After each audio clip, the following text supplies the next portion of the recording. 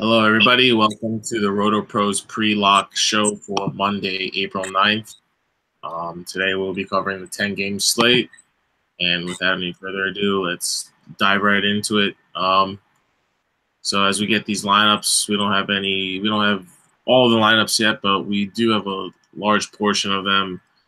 And are there any surprises to you, or has anything changed from the morning for you, Matt? Well, there are some changes to the Reds lineup, but that won't be affecting our pitching choices. So I guess let's start with pitching and we'll get to the Reds after.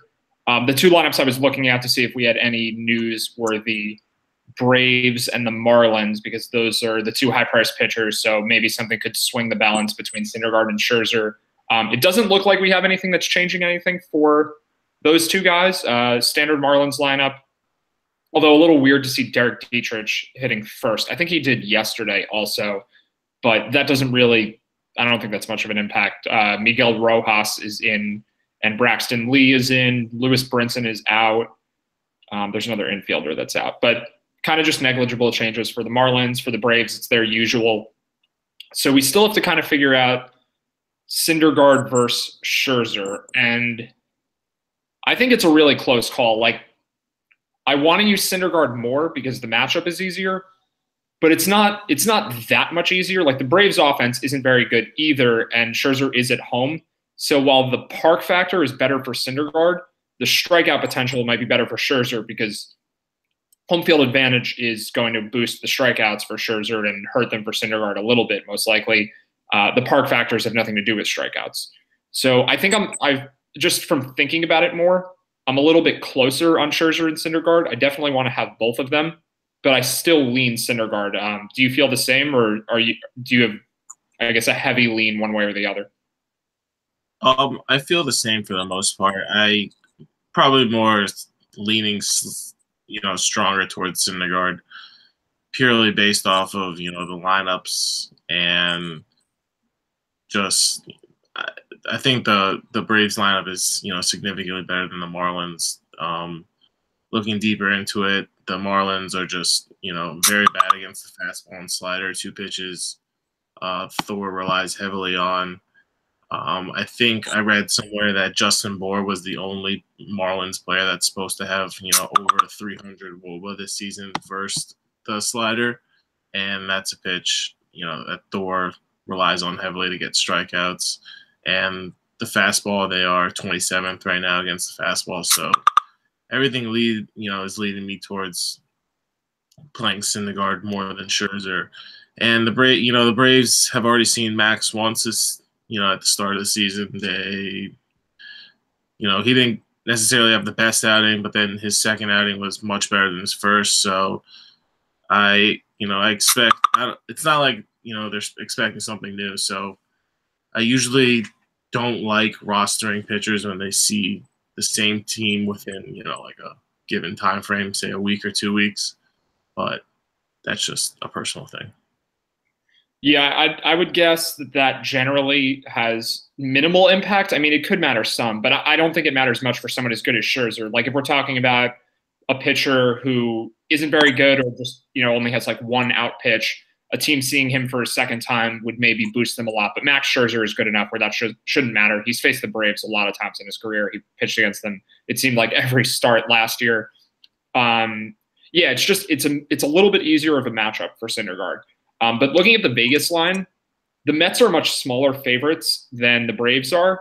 The implied runs for the Marlins are actually higher, I think.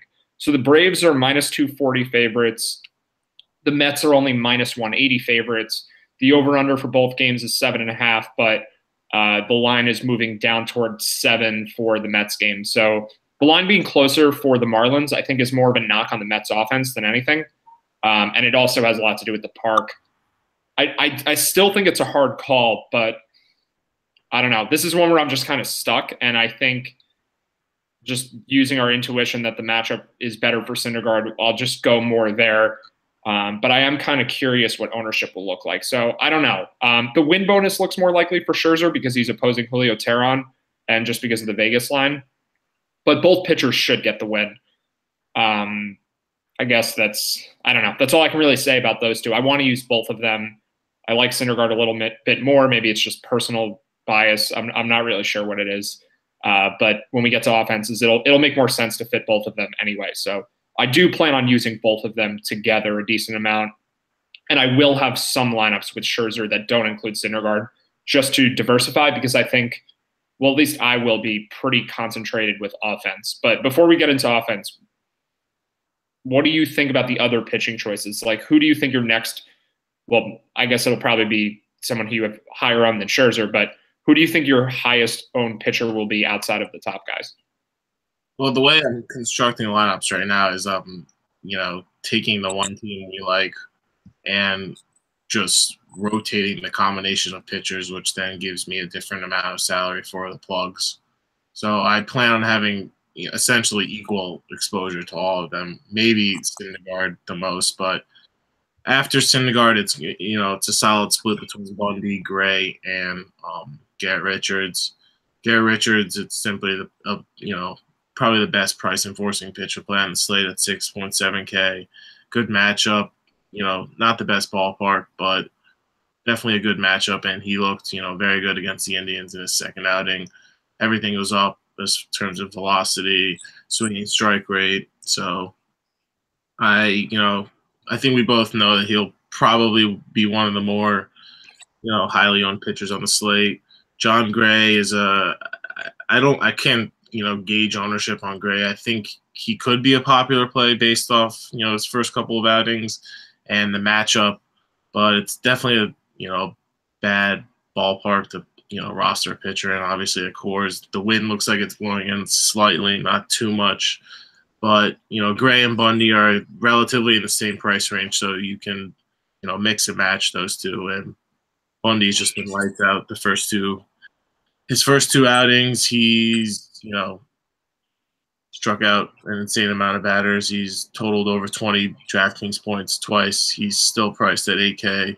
So at that price, he would only need around 16 DraftKings points. It's a relatively good matchup, not the best. He's at home, It looks like there's some rain in the forecast too, but not too much to touch on. How about you? The weather looks playable for all of the games tonight, but I think a few of them will be dealing with light rain, so we can probably just ignore the rain.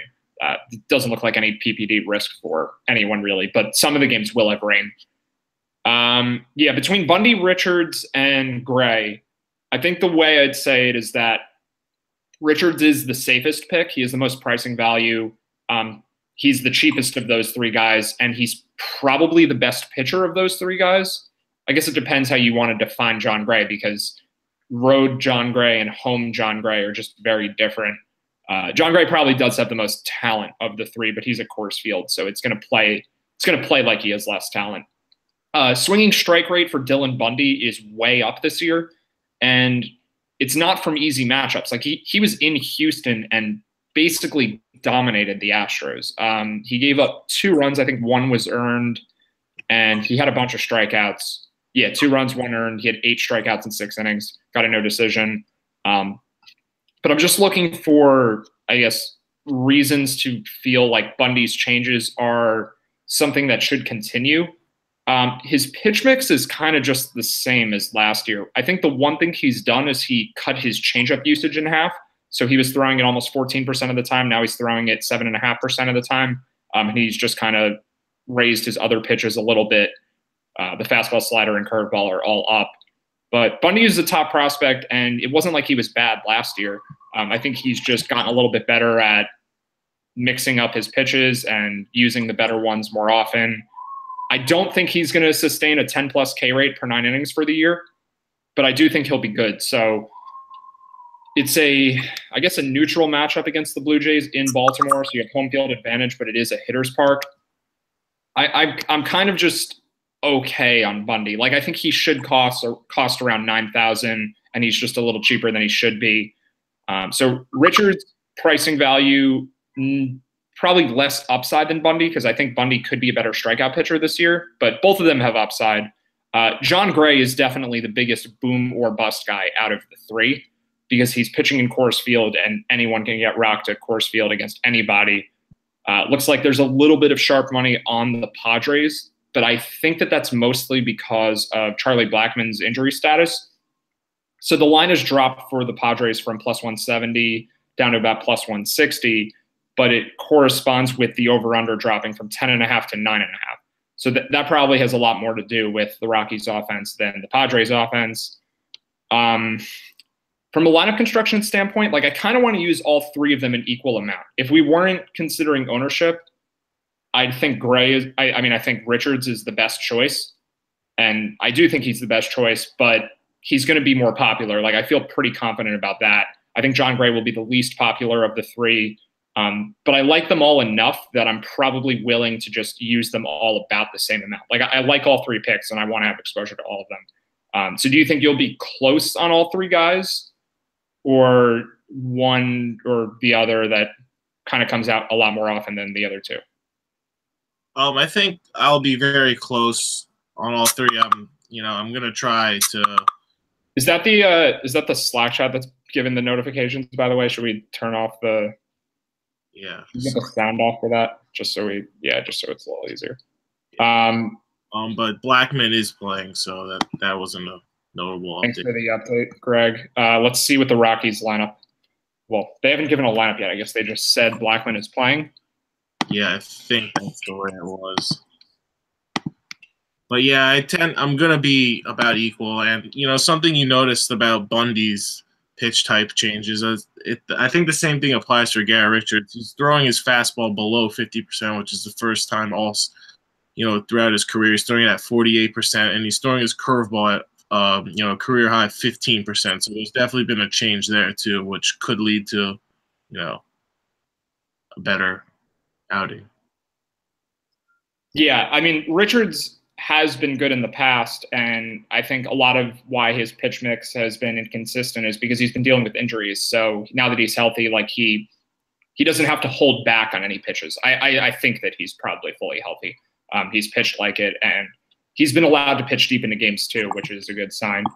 It sounds kind of weird because I have no conviction really between Syndergaard and Scherzer, and I have almost no conviction between Richards, Gray, and Bundy.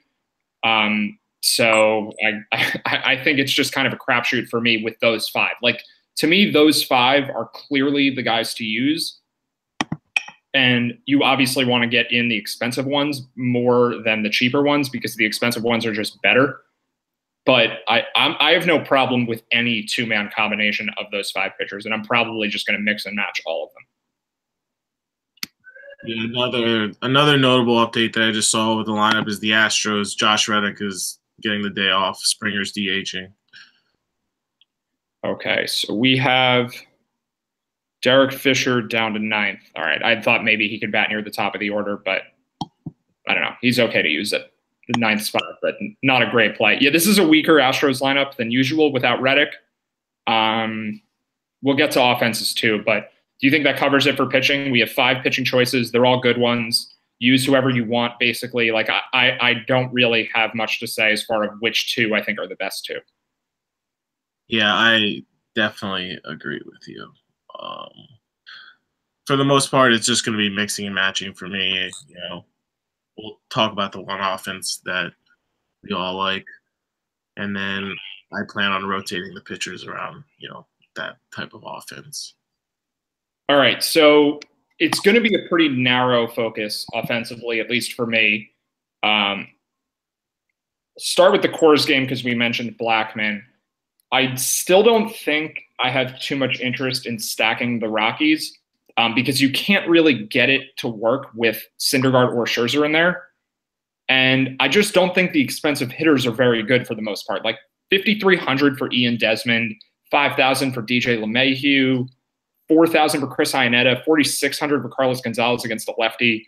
I do think Pat Valaika batting 8th at $2,800 is a decent value play, but the Rockies are just really expensive for what their expected output is. And as we mentioned before, I guess the Vegas line movement stuff, there are some negative indicators on the Rockies offense. I think a lot of that, aside from Blackman's questionable status, and I think it may not have anything to do with that actually, because the line hasn't moved since he was announced in.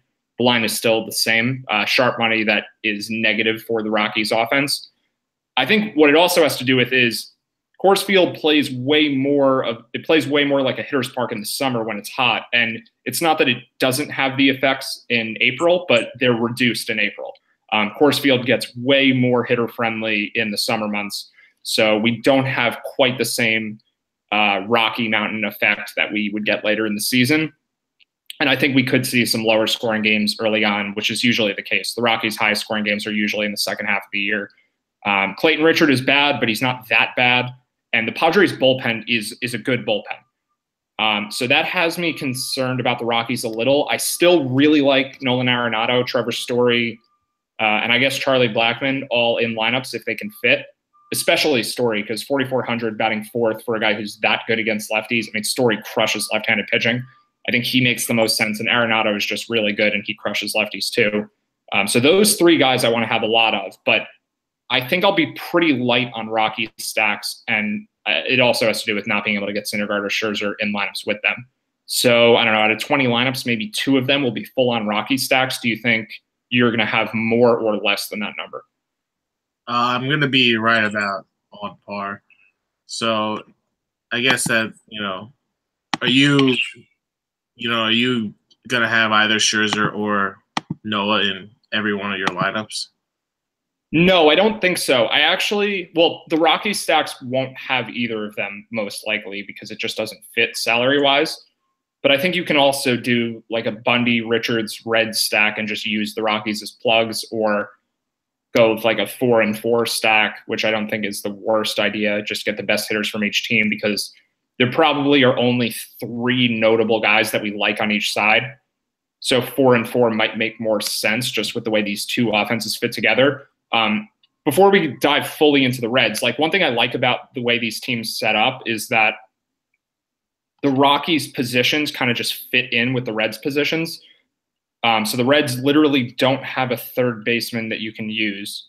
And then there's Nolan Arenado. So I think you can use Arenado with the Reds, Reds with Arenado, however you want to phrase it. The Rockies don't really have a first baseman. They have Ian Desmond, but he's outfield eligible. Unless Pat Valleca, okay, he's playing first base today, but he's a shortstop on DraftKings. So you can use Votto in Rocky stacks. I probably will use Jeanette over LeMahieu. Like the positions don't overlap too much. And that's why I'll probably just try to fit them together, which means I'm okay with going with cheaper pitching with the Rockies and then just fitting in cheaper plugs from the Reds. Like I don't think, well, I guess that doesn't really have a lot to do with the pitching construction around the Rockies, but I guess the bottom line is that I like the Rockies more for plugs than for full-on stacks, and because of that, I will have Scherzer or Syndergaard in most lineups, but still not all of them. Yeah, I agree. So let's talk about the one offense that we both like. It's the Cincinnati Reds. The Reds are in Philadelphia going against Ben Lively. Lively is, a very bad pitcher.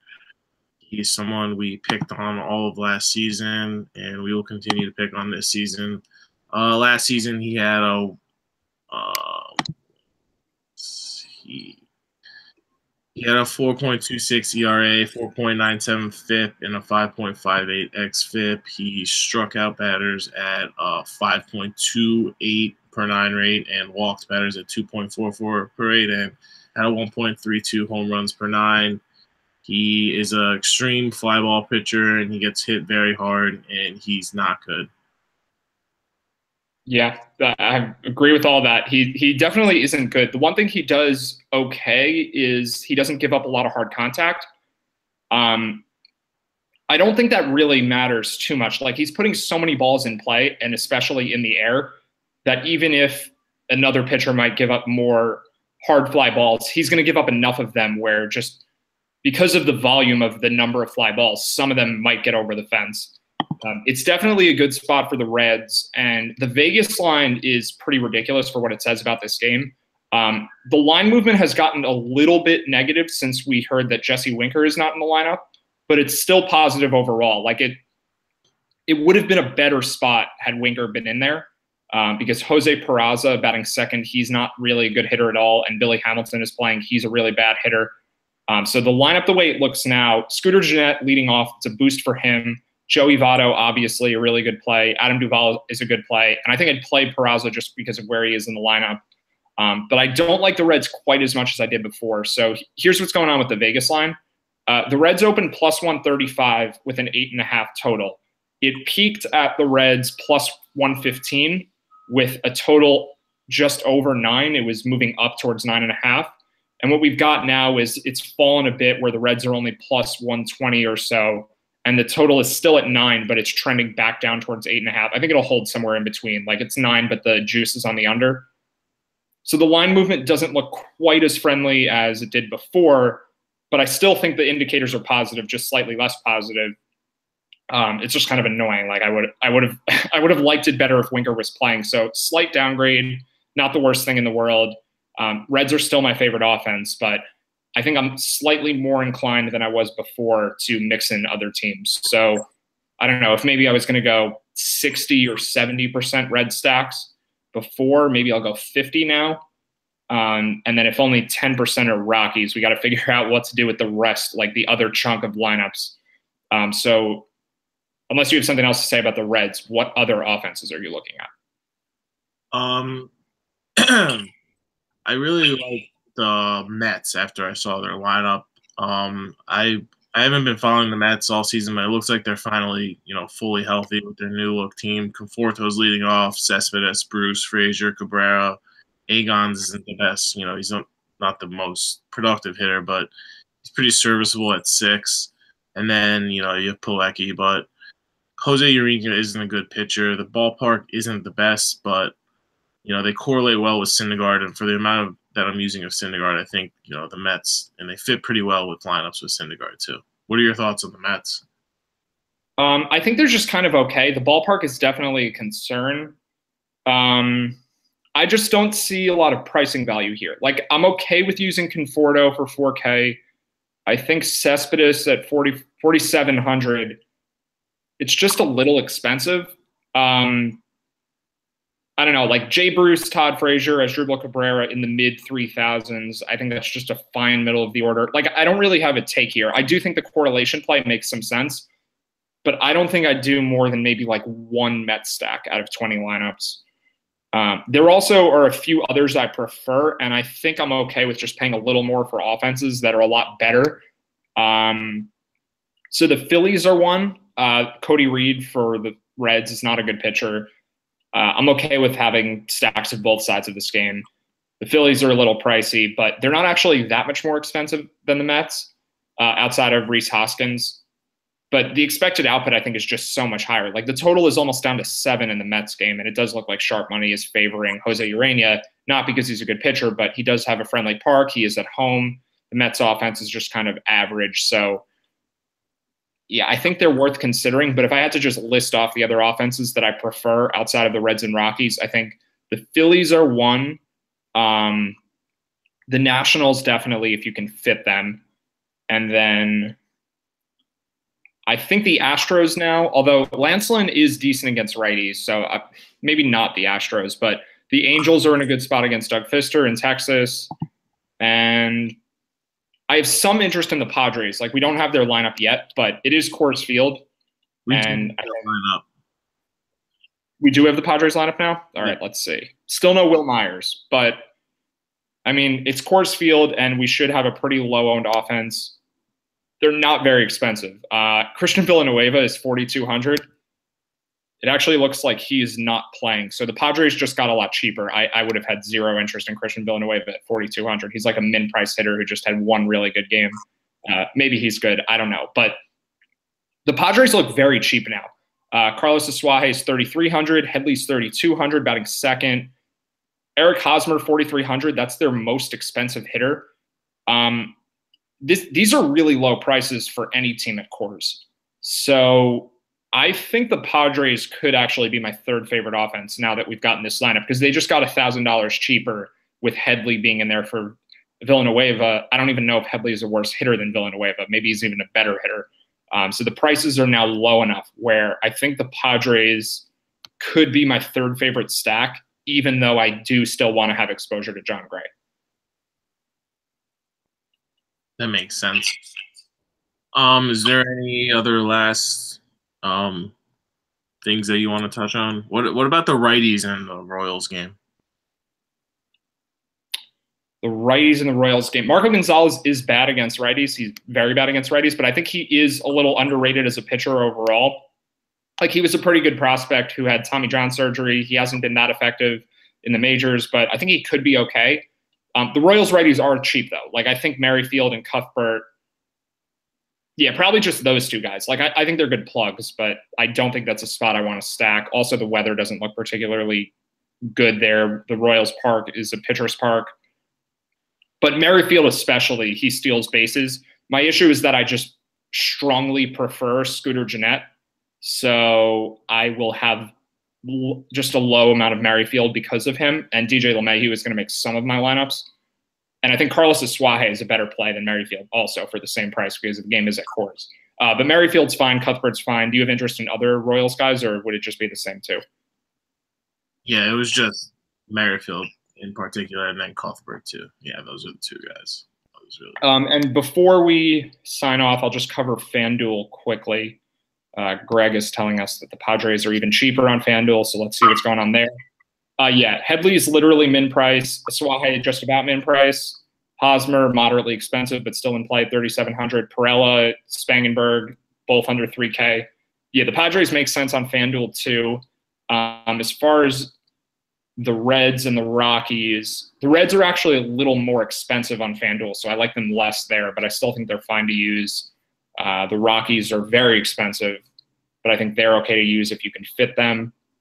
So you're not going to be able to fit Syndergaard with the Rockies, but if you can with plugs that are cheap enough. I haven't played around with the lineups enough to know if that works. I haven't really looked at FanDuel yet today, but if you can fit the Rockies with Syndergaard, I think that makes sense to do. Otherwise, let's see.